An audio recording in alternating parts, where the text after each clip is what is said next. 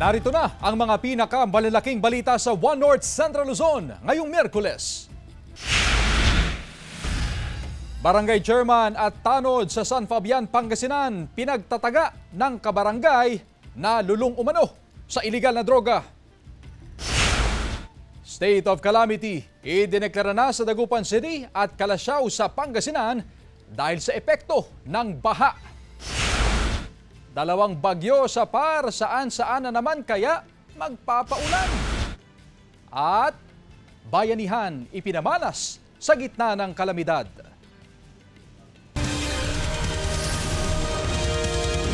Ito ang GMA Regional TV, One North Central Luzon. Magandang hapon, ako si Chris Zuniga.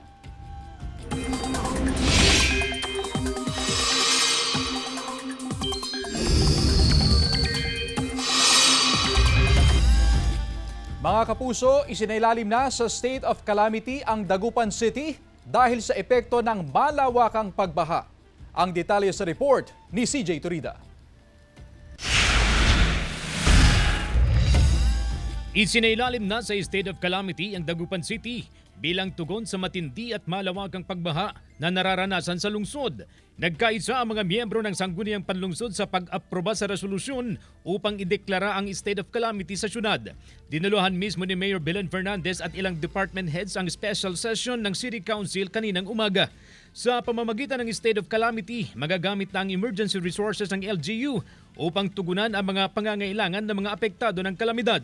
Hindi rin nakaligtas sa baha ang St. John the Evangelist Cathedral. Sa video na ito kahapon, makikita ang pumasok na tubig sa loob ng katedral.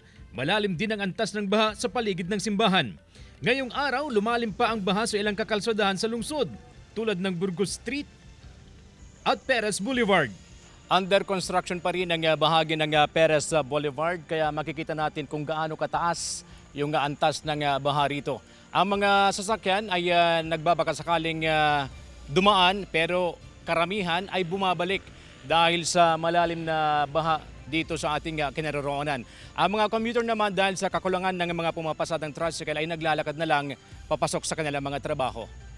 Nakadadaan naman sa baha ang mga malalaking sasakyan tulad ng bus. At syempre, ang Kuliglig Express na patok na sasakyan tuwing baha. Lubog na rin sa baha ang ginagawang drainage system. Ang 63 anyos na si Nanay Dolores nagmadaling pumunta sa evacuation center kaninang umaga dahil lagpas bewang na raw ang baha sa kanilang bahay sa Pugot Chico.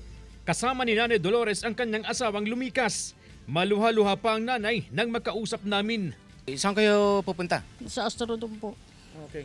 So mag-evacuate na kayo? Opo. Ano yung dala-dala ninyo? Damit. Nakatutok ang mga otoridad sa sitwasyon ng mga apektadong residente, lalo't nadagdagan pa ang bilang ng mga binabahang lugar sa Pangasinan.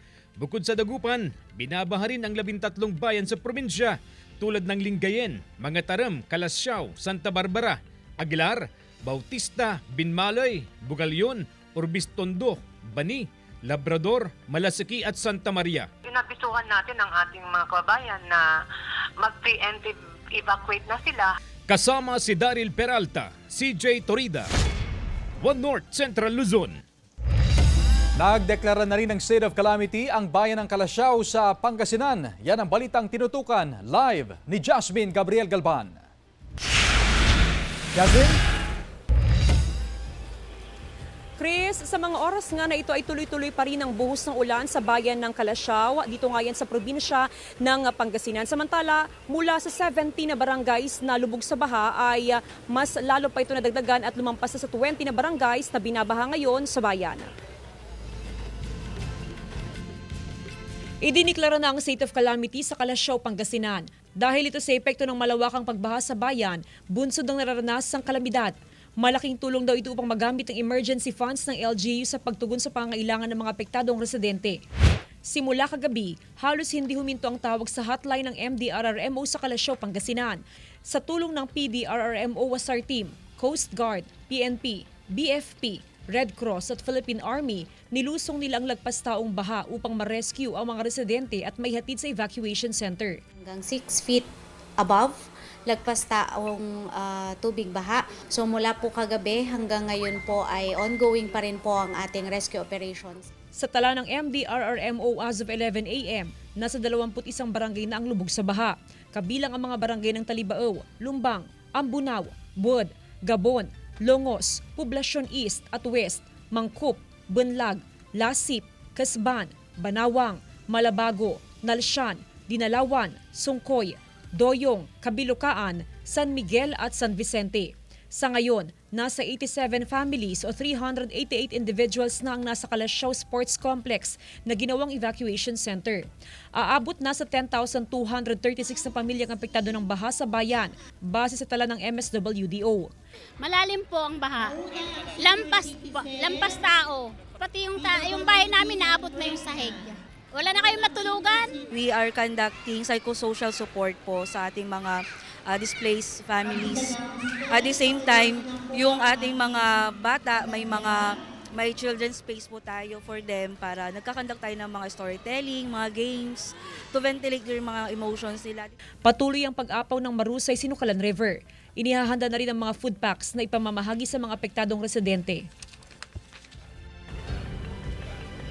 Chris, bago pa man isailalim sa state of calamity ang Kalasyaw ay namahagi na ang LGU ng assistance sa mga residente. At ngayon nga na under state of calamity ang bayan ay umaasa ang mga residente na magtutuloy-tuloy yung distribution ng tulong o ng assistance sa mga apektadong residente, especially yung mga nasa evacuation center. Sa ngayon, tuloy-tuloy din yung monitoring na ginagawa ng DSWD, ganun din ng RHU sa mga residenteng nasa evacuation center para malaman kung ano pa yung kanilang mga pangangailangan. Naka-standby din ang mga rescue personnel mula sa MDRRMO in case na kinakailangang rumisponde o kinakailangan pang may mga i-rescue, anytime ay pwede silang ma-dispatch para pumunta doon sa mga lugar.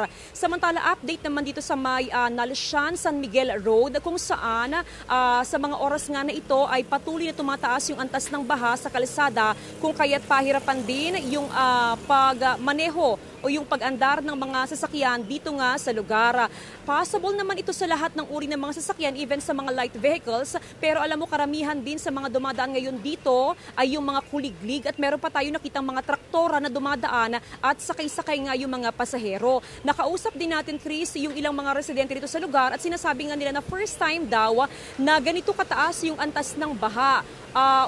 Yearly na binabaha yung kalsada, pero hindi naman daw ito umaabot dun sa mga kabahayan, partikular sa may part ng barangay San Miguel. Kasi Chris, dito sa ating kinaroroonan, itong right side ko, yan ito yung part ng barangay San Miguel. Samantalang dun sa left side naman, dyan yung mga bahay naman na under naman ng barangay Nalsyan. At sinasabi nga nila na before daw ay hindi naman umaabot sa bahay yung baha, pero this time ay inabot na yung garahe at meron na ring mga bahay na kung saan meron na ring pagbaha doon sa kanilang mga lugar. Kaya naman patuloy ang monitoring na ginagawa ng MDRRMO sa iba't ibang mga barangay sa Kalasyaw, Pangasinan. Chris? Maraming salamat, Jasmine Gabriel Galban. Samantala, sirang ref, ginawang bangka sa Kalasyaw, Pangasinan. Yan at iba pang balita sa report ni Joel Fernandez. Matinding pagbaha ang nararanasan ngayon ng mga residente ng Barangay Lasip sa Kalasyaw, Pangasinan. Sa kuha ng CCTV na ibinahagi ni Youth Scooper Mark Tamayo, kita ang abot dibdib na baha sa labas ng kanilang bahay. At dahil patuloy ang pagtaas ng tubig at walang mahanap na bangka, ginamit na nila ang sirang ref ng kapitbahay para makapaglipat ng gamit at mapagsakyan ng tao. Mas lumalim pa raw ngayon ang baha sa kanilang lugar at na-rescue na rin sila kaninang umaga. Lubog na rin sa baha ang ilang kabahayan sa Barangay San Jose sa Aguilar, Pangasinan. Sa video na ito, halos bubong na lang ang nakikita sa isang katabing bahay. Pinangangambahan ngayon ng mga residente na posibleng tumaas pa ang baha dahil na rin sa tuloy-tuloy na pag-ulan. Sa Labrador, Pangasinan, nagmistulang ilog ang National Highway sa Barangay Bungalon. Stranded ang ilang motorista dahil sa pagbaha. Ang ilan, itinutulak na lang ang kanilang motorsiklo para makatawid sa daan. Tuloy-tuloy din ang malakas na pag-ulan sa Alaminos City, Pangasinan. Makikita sa video ang rumaragas ang tubig sa Barangay Pangapisan kaninang umaga. Sa Barangay Pugo naman, pahirapan ang pagdaan sa bahagi ng kalsadang ito dahil sa pag-apaw ng tubig mula sa mga sakahan. Hindi na makadaan ng light vehicles at stranded na rin ang ilang biyaherong hindi makatawid sa daan. Joel Fernandez, One North Central Luzon.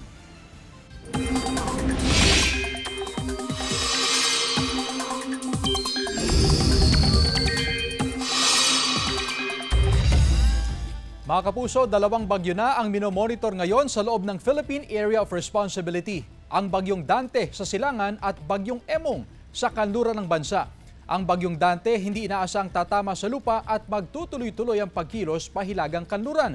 Ang bagyong Emong naman posibleng pababa muna ang kilos, saka ito iikot at muling aangat o yung tila looping ang magiging paggalaw. Dahil sa bagyong Emong, nakataas ang signal number 1 sa Ilocos Norte, western portion ng Ilocos Sur, northwestern portion ng La Union at western portion ng Pangasinan. Antabayanan ng latest bulletin ng Pag-asa sa mga susunod na oras. Base naman sa datos ng Metro Weather, mataas ang tsansa ng ulan sa Northern at Central Luzon. May matitindi at halos tuloy-tuloy na ulan sa Apayao at Kalinga. May malalakas na ulan din sa Ilocos Region, Cagayan Valley at Central Luzon. May tsansa rin ng pag-ulan sa iba pang bahagi ng bansa.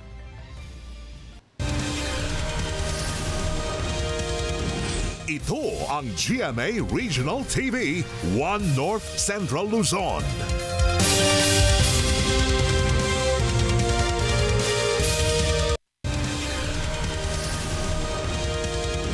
Ito ang GMA Regional TV, 1 North Central Luzon.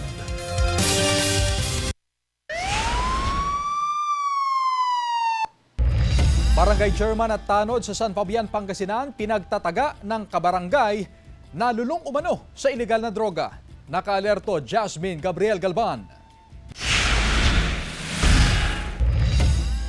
Fracture sa kamay ang tinamo ng isang barangay chairman habang sugat naman sa balikat ang tinamo ng isang barangay tanod. Pinagtataga sila ng kanilang kabarangay na lulong umano sa ilegal na droga sa barangay Nibali, Vidal, San Fabian, Pangasinan. Kwento ng punong barangay na si Nilo Duhilio, rumisponde siya kasamang ilang barangay tanod sa umano'y reklamo ng isang constituent. Tinatakot daw silang papatayin ng 32 anyos sa sospek. Nadatnan ng otoridad ang sospek sa lugar. Pero walang sabi-sabi, pinagtataga ng sospek ang punong barangay gamit ang hawak na itak. Nananalan tulan ng kuyang to, dinampot to, tinagsagtok la, mong takalikirak. Insan, pinidwa to, iniwasan ko katon ayay limak so alaylay. Sinubukan ng mga barangay tanod na awatin ng suspect pero tinagapan nito ang isang tanod na si Joseph Fernandez. Nung tinulak ko na madam tapos nagkuha na kami, nagaw ko na yung itak niya. Pero hindi ko alam na tinamaan pala ako. Naaresto ng pulisya ang suspect at sinampahan ng kasong frustrated murder. Ayon sa otoridad, kabilang ang suspect sa newly identified drugs watch list sa lugar. As of now, ma'am, napahil na po yung kaso sa korte. As of now, ma'am, hindi pa masyadong makausap po. Tumanggi na magbigay ng pahayag ang suspect. Kasama si Jing Dakanay, Jasmine Gabriel Galban, 1 North Central Luzon. Magkahiwalay na insidente ng pagkalunod na itala sa Alcala at Solana sa lalawigan ng Cagayan. Tutukan sa report.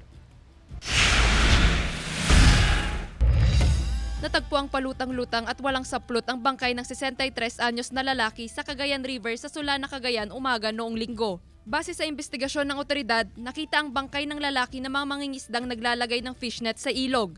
Kinumpirma ng kaanak ang pagkakakilanlan ng biktima na isang residente mula sa Enrile, Cagayan.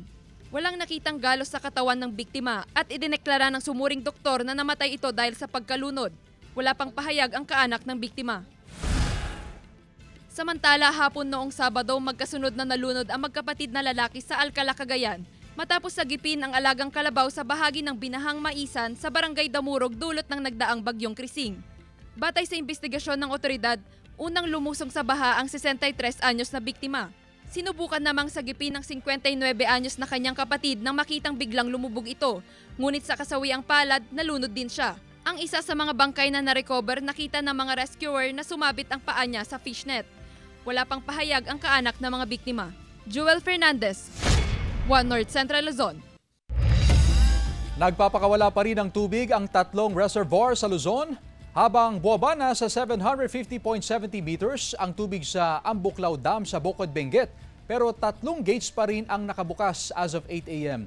Tumaas naman sa 574.01 meters ang water level sa Binga Dam sa Itogon, Benguet. 2 na lang na gates ang nagpapakawala. Samantala, isang gate pa rin ang nagpapakawala sa Ipo Reservoir sa Norsagaray, Bulacan. Buwaba rin ang tubig sa Lamesa Dam na hindi na umaapaw. Tumaas naman ang tubig sa Angat. San Roque, Pantabangan at Magat Dam. Nasa 787 na pamilya nananatili sa iba't ibang evacuation center sa Pangasinan. Naritong report. Sa tala ng Pangasinan PDRRMO kaninang umaga, umabot na sa 787 pamilya ang nasa evacuation center sa iba't ibang lugar sa probinsya. Katumbas ito ng 2,463 individual na inilikas dahil sa epekto ng nararanasang kalamidad. Iba pa ang mga nasa outside evacuation centers na 931 families, katumbas ng 3,836 na individual. Ito yung mga pumunta sa kanilang mga kamag-anak, mga kaibigan, mga kakilala na pwede silang i-accommodate. Sa Dagupan City, may mga inilikas na residente sa People's Astrodome. Galing ang mga evacuee sa Barangay Lasip Grande at Pugot Chico. Binigyan ng kanya-kanyang modular tent ang bawat pamilya.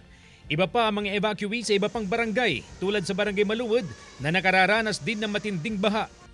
Nandito tayo ngayon sa Barangay Maluwod, Dagupan City at sa mga oras na ito, pasado alas 12 ng tanghali, wala tayong nararanasang pagulan pero patuloy na tumataas yung antas ng baha sa ating kinaroroonan. Ito na po yung mga tubig na galing sa mga umapaw na kailugan sa Kalapit Bayan.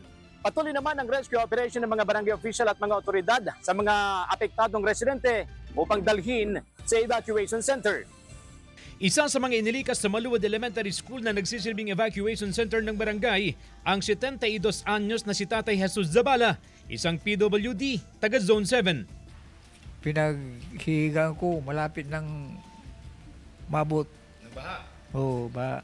Ang nagbuhat sa mga kasama nila, ng mga tanod. Sa tala ng Dagupan City RRMO, as of 4 p.m. kahapon, 330 pamilya na ang nananatili sa iba't ibang evacuation center sa syudad. Hindi pa kabilang dyan ang mga inilikas ngayong araw. Problema ngayon dahil ang ibang paaralan na nagsisilbing evacuation center, binabaha na rin. Pero nakatutok naman ang lokal na pamahalaan sa sitwasyon at tinutugunan ang pangangailangan ng bawat evacuee. Kasama si Daryl Peralta, CJ Torida, One North Central Luzon. Mas lalo pang tumaas ang antas ng baha sa Barangay Anulid, Mangaldan, Pangasinan. Tutukan sa report. Mas lalo pang lumalim ang baha sa Barangay Anolid, Mangaldan, Pangasinan. Ang mga alagang pusa ni John Patrick, ipinasok na rin niya sa loob ng kanilang bahay para hindi maabot ng baha. Lalo pat tila mabilis daw ang pagtaas ng antas ng baha. Sobrang bilis po talaga ng agos ng tubig at mas lalong lumakas rin po yung taas ng tubig po. Sobrang nahihirapan po ma'am kasi yung mga gamit po namin kailangan po talaga naming itaas. Ang problema ngayon ng mga residente ay ang malakas na agos ng baha at kung magtutuloy-tuloy ang buhos ng ulan ay pinapangambahan nila ang pagtaas ng baha dito sa kanilang lugar. Ang problema ngayon ng mga residenteng lubog sa baha ang mga bahay ay ang supply ng pagkain. Dahil wala namang sapat na pera para makabili ng supply ng pagkain ay napipilitang araw-araw lumusong sa baha si Dayan para mamili ng pagkain. Kung hindi naman po kami hanap, wala rin po kami makakain. Naghihintay naman ng mga residente sa ayuda o tulong na manggagaling sa gobyerno. Pangatlong araw na kasi ang baha sa barangay. Sana dumating ang araw na mabibigyan din kami kasi ganito ang panahon ay. Wala pa naman. Sana ma'am. Baka mamaya daw, mayroon. Hindi ko naman tiyak. Pinag-aaralan ng Barangay Council na isailalim sa state of calamity ang Anolid para magamit ang Quick Response Fund o Calamity Fund na pambili ng mga pangangailangan sa barangay, kabilang na rito ang pagkain. Pag-aaralan po namin at pag-uusapan po namin kung ano po yung magiging solusyon po namin sa ganito when it comes to assistance po. Bilang isang punong barangay, kaya po siguro na i-declare ko po yung state, yes po. Samantala, hinimok naman ng alkalde ng bayan ang mga punong barangay na gamitin ang kani-kanilang disaster fund sa pagtugon sa mga lubos na binahang pamilya sa bayan. Kasama si Jing Dakanay, Jasmine Gabriel Galban, One North Central Luzon.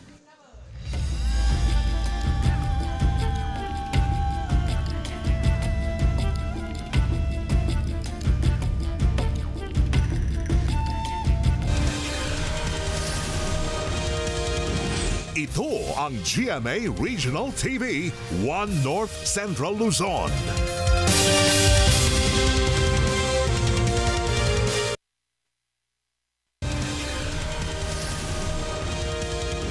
Ito ang ang GMA Regional TV 1 North Central Luzon.